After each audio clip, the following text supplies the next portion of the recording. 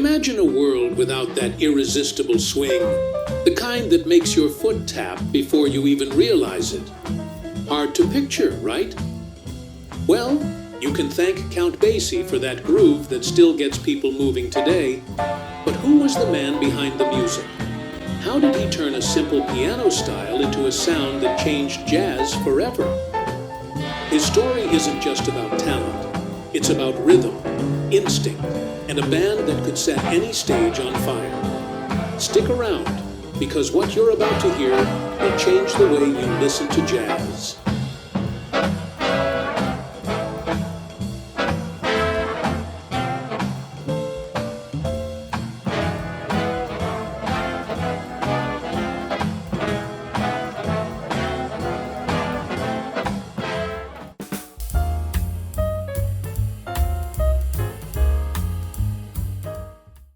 William James Basie, better known as Count Basie, was born on August 21, 1904, in Red Bank, New Jersey, USA.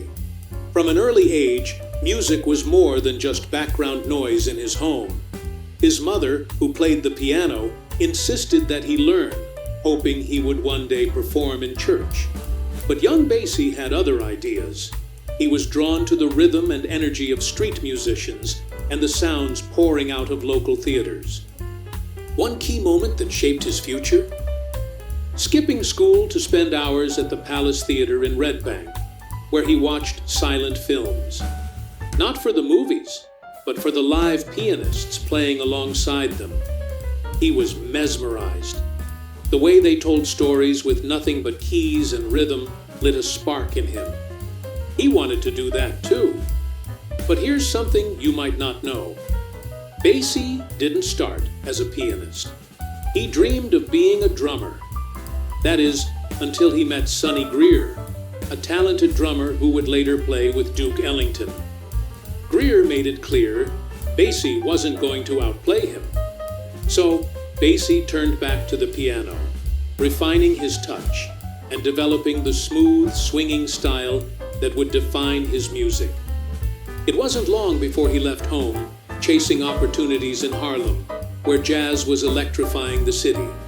But before he became a band leader, before the world knew his name, Basie was just a kid with a love for rhythm, a knack for improvisation, and an unstoppable drive to play.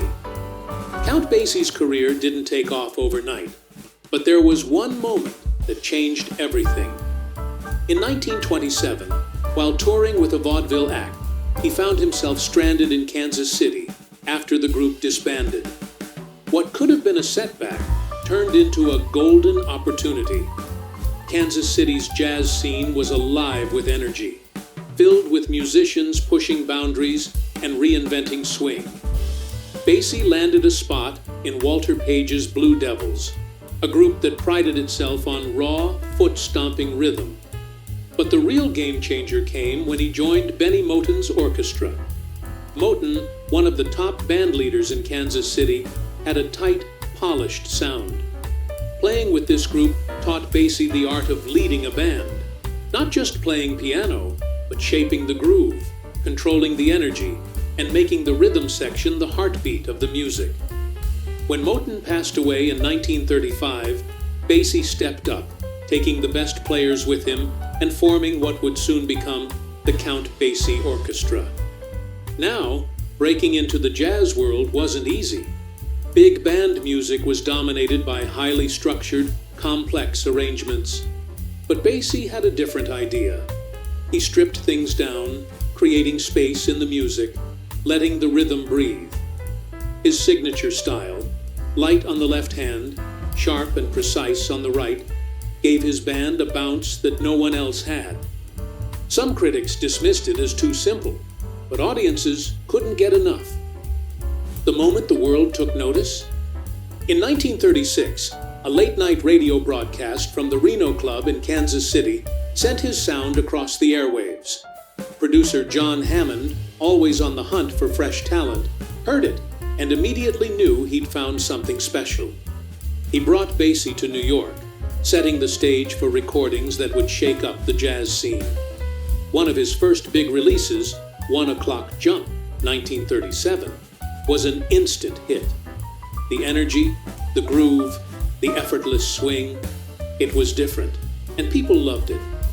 Basie wasn't just playing jazz, he was redefining how it felt.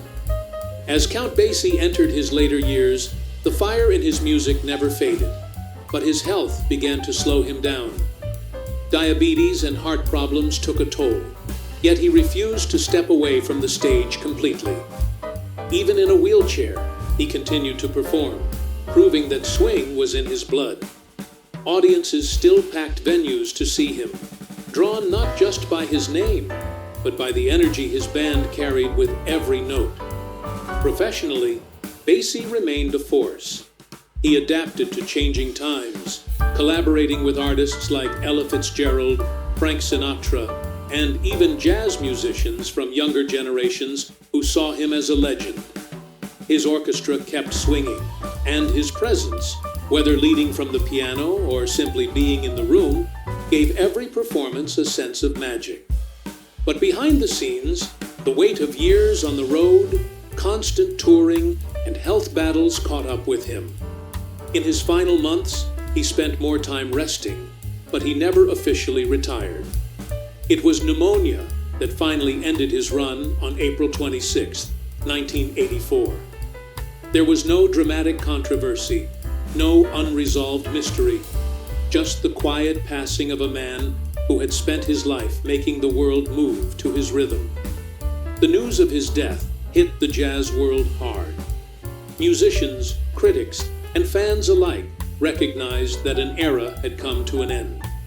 Tributes poured in, from heartfelt messages by fellow musicians to concerts held in his honor. His band, refusing to let his name fade, continued performing, keeping his signature style alive. Basie's absence left a silence, but his music made sure it never lasted long. Even today, his swing lives on in every riff, every beat, and every musician who dares to put groove before complexity. Count Basie's music didn't just make people dance, it made them feel something different. At a time when big band music was becoming more complex and rigid, Basie brought back the soul. His sound was loose, infectious, and full of life. It wasn't just about notes on a page, it was about groove, space, and the power of rhythm. His music connected with people in a way that felt natural, effortless, and undeniably exciting.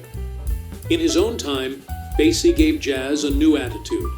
His band swung harder, played tighter, and left room for musicians to shine. This wasn't just entertainment. It was an invitation to move, to let go.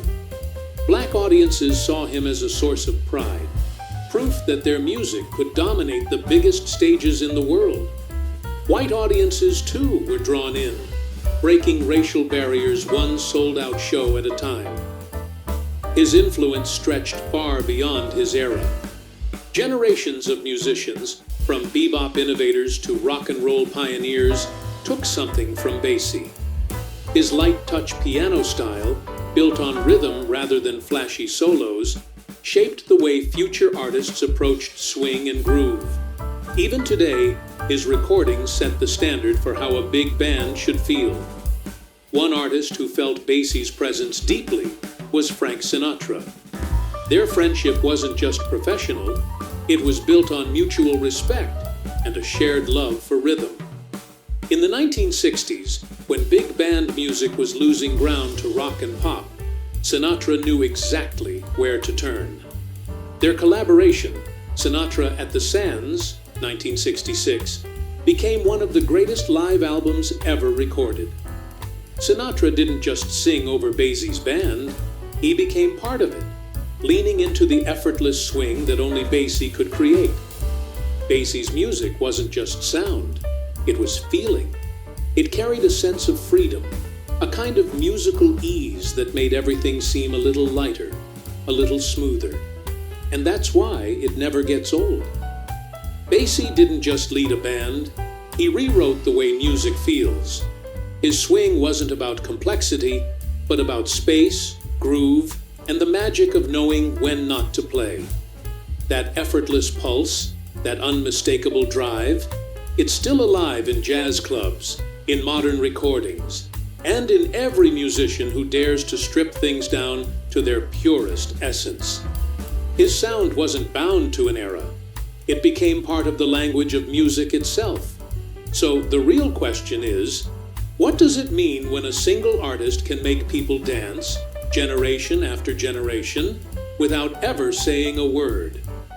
If Basie's rhythm still moves you, imagine how much more there is to uncover about the legends who shaped music. Hit subscribe and stay with us as we bring their stories to life. Because the best music never fades, and neither do the ones who make it.